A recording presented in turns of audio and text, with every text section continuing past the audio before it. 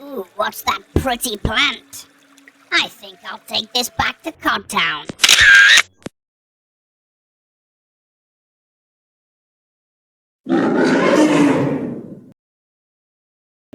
Ah! Zephyrfish! What the hell is that? It is, of course, time to face Plantera. My defense isn't quite high enough to go true melee just yet, so I will still be using the Toxicarp, but I do try out some true melee with the Sleepy Octopod. It's some kind of giant plant creature. Very well, Queen of the Jungle. I will give you a fight to remember. Your petals will decorate Codtown.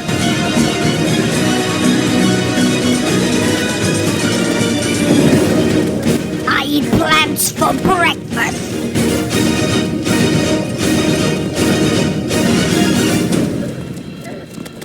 Ah, behold your true form, although it will make no difference.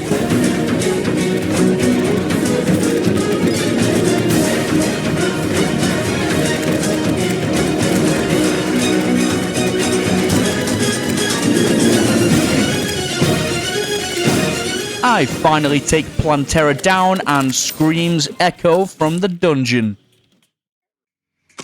What was that noise, Zephyrfish? It sounded like distant screams. A bad omen, to be sure. Zephyrfish, your death made me realize we've grown complacent, overconfident. We need to seriously power up before we can face Cthulhu. I head to the Sanctum of the Deep to pop my treasure bag. And next up, we're building a huge farm. Since we will be using true melee for the final boss, it's worthwhile us using flasks. The best flask choices are either Ichor or Venom, with Ichor or Ichor being the better of the two since it lowers enemy defense. You can get Ichor from Ichor Cripplers in the underground Crimson biome, or you can fish it up in Hematic crates, which you get from fishing in the Crimson. So I want a dual-purpose farm that I can both fish in and collect Ichor from mobs. However, we are, of course, in a corruption world, but we can purchase Crimson seeds from the Dryad in a graveyard biome. And here we are. I added in the Crimson grass, the lava, and you can see this thing is already working. All I need to do is sit in this little box here, and the Ichor Cripplers will just unalive themselves in the lava and feed me Ichor. And if I want to fish, all I need to do is teleport to the top, and then back down again for farming. And there is just something so satisfying about farms. It feels kind of similar to Minecraft in a way, just with the satisfying automated collection of free resources. I also get the monster meat from this farm, which is a pet demonic-looking pig. It's a super rare drop from any corruption or crimson creatures. And we've not had a fishing montage in a while, so here you go.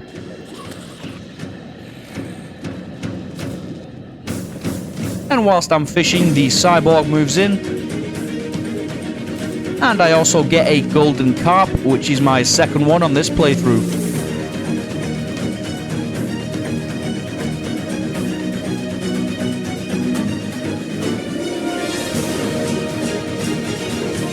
And after all our fishing and farming, we have a lot of stuff. We have Ichor, Hematic crates, Souls of Night, which will come in useful later, the whole shebang. I collect about half my stocks of Ichor to create flasks. I also buy some vials of venom from the Witch Doctor to create some venom flasks. I've also started work on the Codtown Armory, which is where we'll store all our buff stations and battle potions. Zephyrfish, from now on, this place will be our battle hub. We have much to prepare for, and here, the training shall begin. I craft my Ichor and Venom flasks and then head to the Hallow to do some fishing, mainly for prismatic fish to create life force potions, which give us 20% more health. We also get a bunch of crimson fish from the Ichor farm, so we have even more potion options now. We get a bunch of prismite fish, so we head back to Cod Town to create all the potions we'll ever need. And next we need to upgrade our accessories, and I want the Berserker Glove. It gives us quite a lot of extra defense, which is very useful for melee builds, but it does mean we will have to go to a Crimson World, and that means one thing.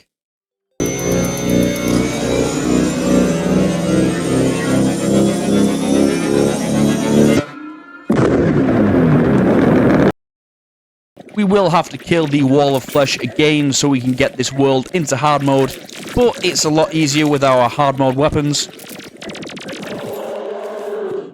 Next, I use all the Souls of Night I collected from the Ichor farm to craft several Keys of Night.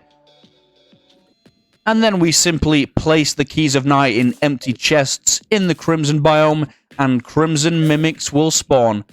They have a 20% chance to drop the Flesh Knuckles. It takes me a fair few attempts, but I finally get them. So I head back to Cod Town to create the Berserker Glove, which gives us 8 extra defense. Next, it's time to reforge everything to warding, whilst this little bleeds me dry.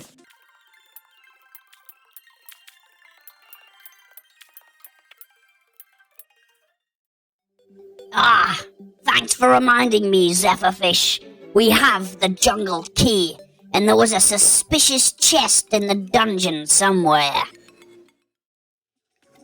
That's right, we have one final fishy weapon to get, and that is the Piranha Gun. Zephyrfish, here it is. Let's crack this bad boy open. What? A gun that shoots piranhas? How absolutely diabolical. I reforged the Piranha Gun to its best modifier, which is Unreal. And then I come across the Mystic Frog in the jungle, and this time I came prepared. I launch a pouch of purification powder at it, and lo and behold, we now have the Mystic Slime. Next off, it's time to explore the Jungle Temple.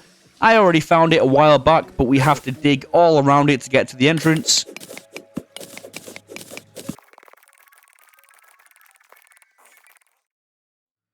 Now this is an interesting place. We better watch our steps, Zephyrfish. Ancient jungle temples like this one are always teeming with booby traps.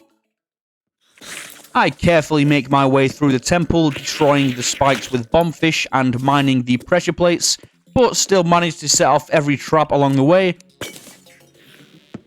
And behold, the true power of the Piranha Gun. Now, people always said this weapon was just trash, and maybe it's worse on higher difficulties, but I absolutely love this thing. It can destroy a whole room full of mobs off screen, and all you need to do is sit back and hold your right mouse click. I finally stumble upon the main temple chamber and clear it out in preparation for fighting Golem. I do all the usual stuff, place down a row of platforms, pop my buff potions, place the solar battery, and the fight begins. My piranhas latch onto Golem's fist and destroy it pretty quickly. The rest of the fight is a cakewalk. I don't need to focus on aiming since I can shoot once and then just hold down the mouse button and the piranhas do all the work for me. It's slow, but it's easy.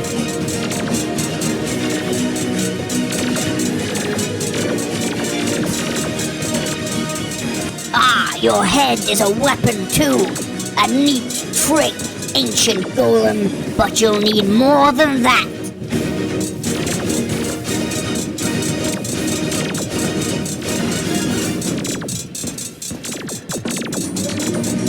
I destroy Golem, but I do not get what I came here for, which is the Sunstone.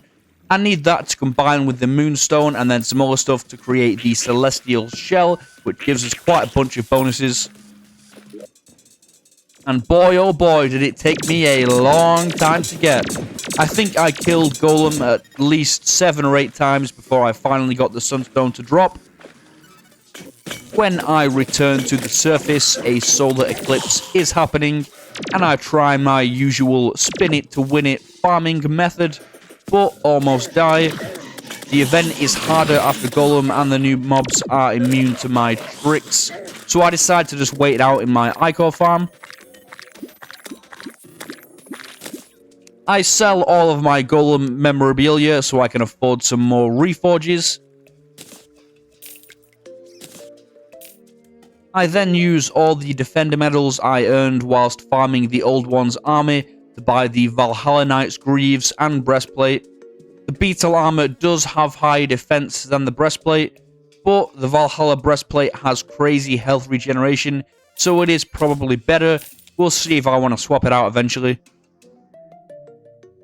I then create my Celestial Shell and reforge it to Warding for the extra defense, and now we are sufficiently powered up to enter the end game.